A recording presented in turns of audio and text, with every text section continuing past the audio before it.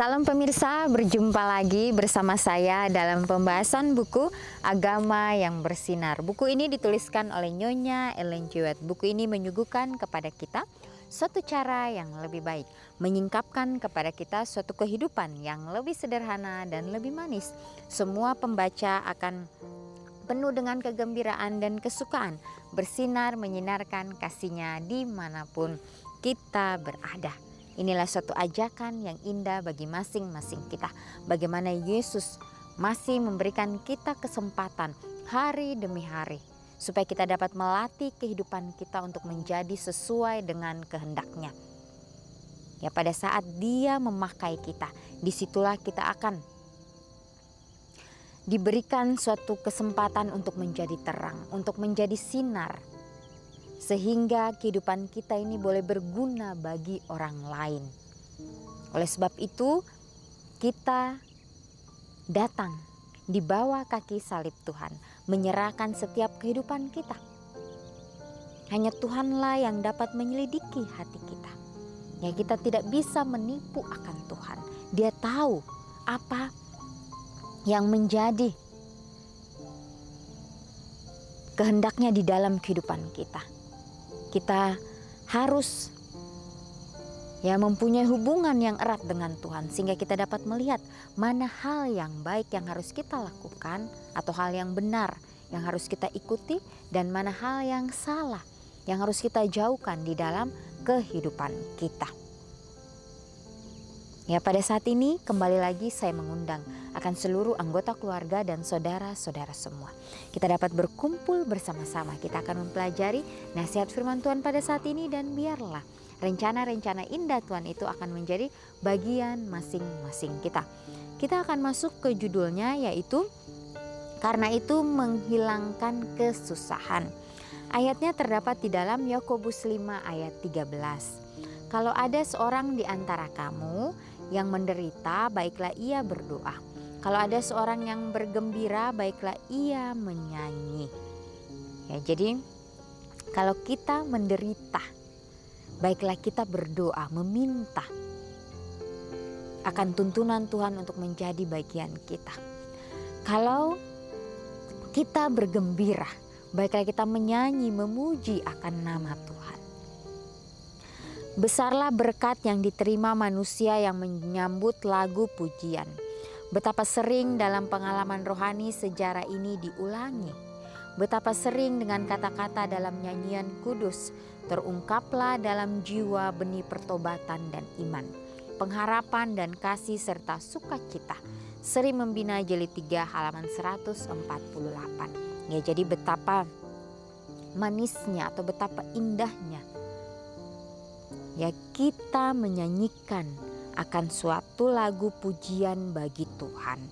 Ya, di situ ya jiwa kita akan terangkat. Bagaimana hati kita akan dipenuhi oleh Roh Kudus.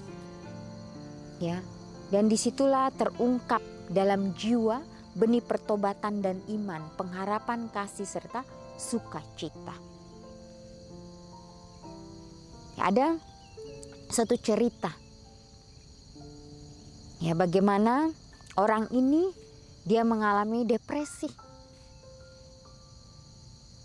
Dia tidak sanggup lagi menanggung beban di dalam kehidupannya. Dia tidak tahu apa yang harus dia lakukan.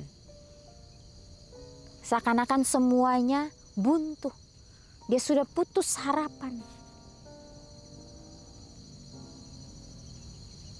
Ya, dan pada saat dia melihat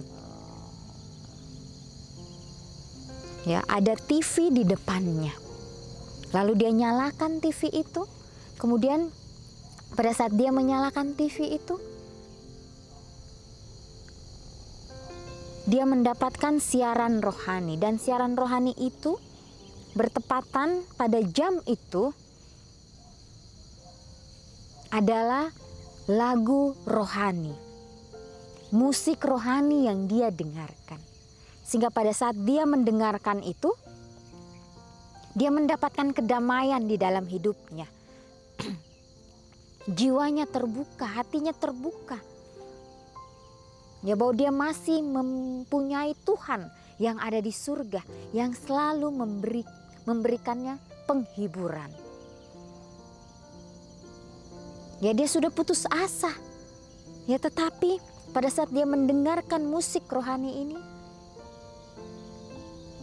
ya dia seperti diberikan suatu kekuatan, ya bahwa Tuhan akan selalu ada untuk dia. Ya, sehingga yang tadinya dia mau melakukan hal-hal yang akan menyakiti dirinya, tetapi pada saat dia mendengarkan itu, dia kembali berdoa kepada Tuhan, meminta ampun kepada Tuhan. Ya, jadi sangat luar biasa. Ya, musik-musik rohani ini memberikan pertobatan kepada seseorang yang sudah mau binasa. Yang sudah mau mungkin mengakhiri hidupnya. Jadi setiap doa kita itu adalah suatu pujian bagi Tuhan. Setiap apapun yang kita lakukan, biarlah kita mau meminta akan tuntunan Tuhan menjadi bagian kita masing-masing. Yesus menjadi teladan kita. Alfa dan Omega, jilid 5 halaman 65. Ya, jadi Yesus sudah datang ke dunia ini. Dia rela meninggalkan kehidupannya di surga. Kehidupannya sudah sangat nyaman. Tetapi dia melihat kita manusia yang ada di dunia ini. Dia sangat mengasihi kita. Dia mau menjadi teladan. Dia mau menjadi terang bagi dunia. Sehingga dia datang ke dunia ini. Memberikan hal-hal yang benar di hadapan kita. Ya, pada saat dia datang, ya tentunya dia sudah tahu bahwa dia akan ditolak oleh banyak orang. Tetapi dia mau memberikan yang terbaik. Walaupun banyak orang-orang yang menolaknya. Walaupun beban yang dia tanggung itu sangat berat, tapi dia mau melakukan itu semua. Itulah cinta kasih yang kita tidak bisa ukur dengan apapun yang Yesus sudah berikan untuk kita masing-masing. Ia tidak pernah begitu sibuk dengan urusan duniawi sehingga tidak ada lagi waktu atau pikiran untuk hal-hal surga. Kerap kali ia menyatakan kesukaan hatinya oleh menyanyikan mazmur dan nyanyian surga.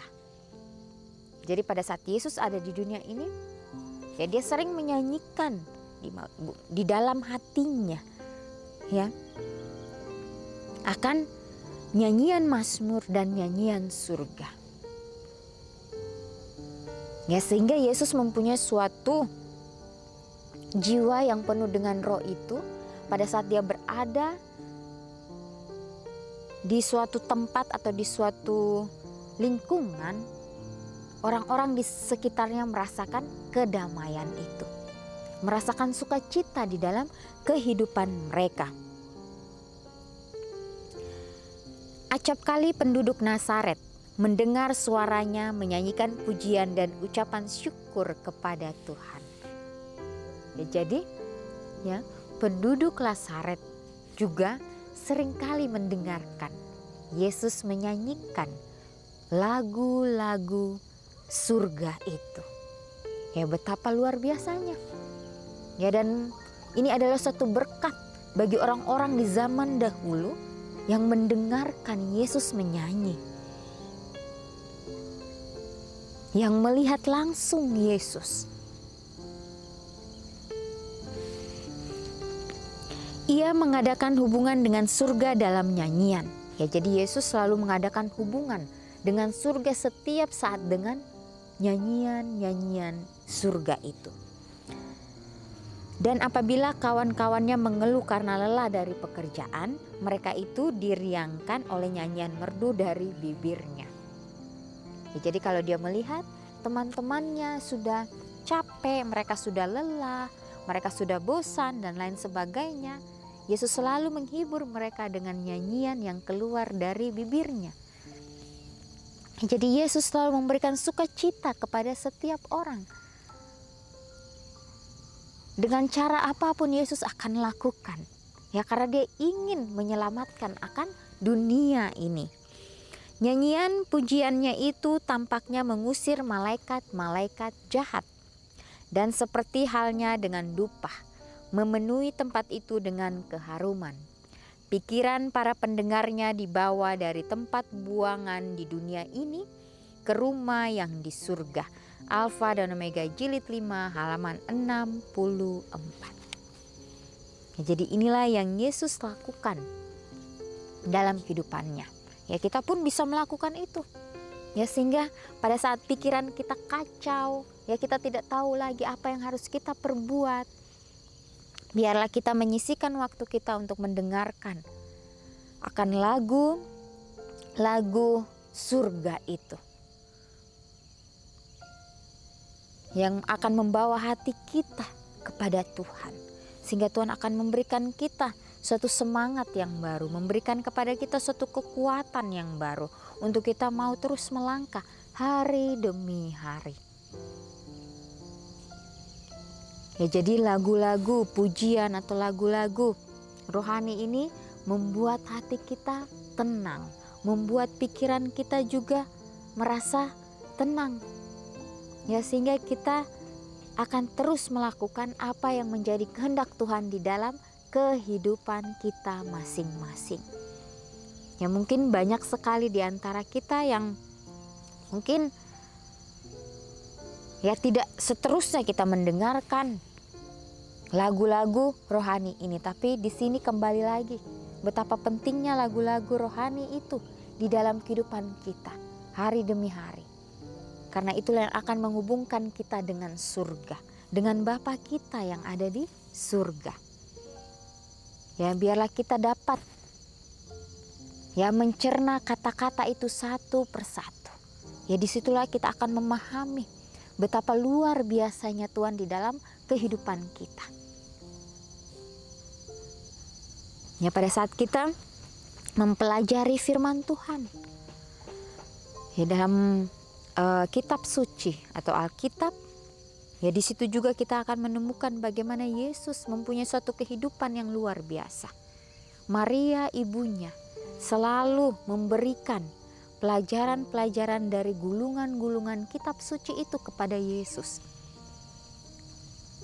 Ya sehingga Yesus dapat menyanyikan akan lagu-lagu Mazmur itu dan nyanyian surga. Di dalam setiap pekerjaan yang dia lakukan dengan sepenuh hatinya. Sehingga pekerjaan itu mendatangkan hasil yang begitu luar biasa. Ya dan di sini juga dikatakan nyanyian pujiannya itu tampaknya mengusir malaikat-malaikat yang jahat.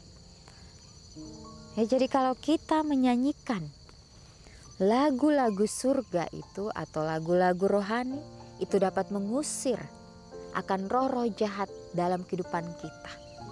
Ya sehingga mereka tidak dapat membisikkan kita hal-hal yang buruk di dalam kehidupan kita sehingga kita tidak dapat dipengaruhi olehnya. Ya karena kita menyanyikan lagu surga dan si jahat itu tidak suka. Dia akan menjauh daripada kita. Ya, jadi suatu hal yang sangat luar biasa. Ya karena semuanya ini akan menghilangkan kesusahan. Dan Yesus akan memenuhi kita dengan suatu kegembiraan.